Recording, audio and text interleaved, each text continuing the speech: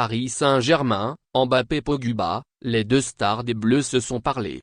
Impliqué bien malgré lui et de manière indirecte dans l'affaire d'extorsion subie par Paul Pogba, Kylian Mbappé aurait appelé son coéquipier en équipe de France pour avoir des explications claires sur cette histoire de maraboutage.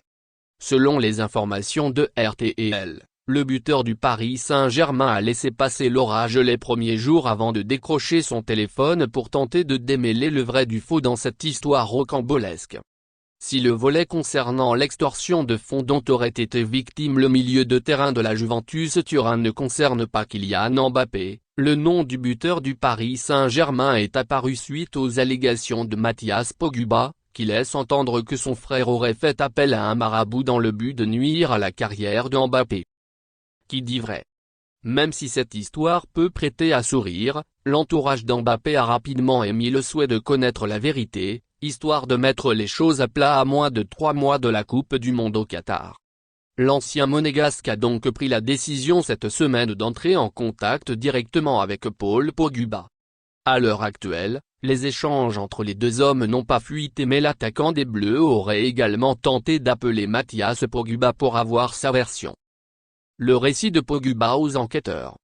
On n'en sait plus désormais sur la date de l'extorsion présumée de la star de l'équipe de France par des malfrats dans un appartement de la région parisienne.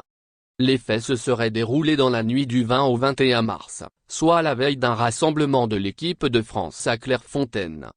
Lors d'une soirée de promotion en faveur de l'association de son frère Golden Score, celui qui portait encore les couleurs de Manchester United à ce moment-là a reçu une invitation de la part d'amis d'enfance de son quartier de Roissy-en-Brie. Selon sa déposition, Pogba a alors été emmené vers un appartement parisien dans lequel deux individus cagoulés et armés lui auraient réclamé la somme de 13 millions d'euros pour avoir soi-disant assuré sa sécurité durant les 13 dernières années. Le champion du monde a refusé de céder avant de lâcher 100 000 euros à un individu le mois suivant. Quelques mois plus tard, il sera victime d'une nouvelle tentative d'intimidation au centre d'entraînement de la Juventus Turin. Merci de bien vouloir activer la cloche et de cliquer sur j'aime.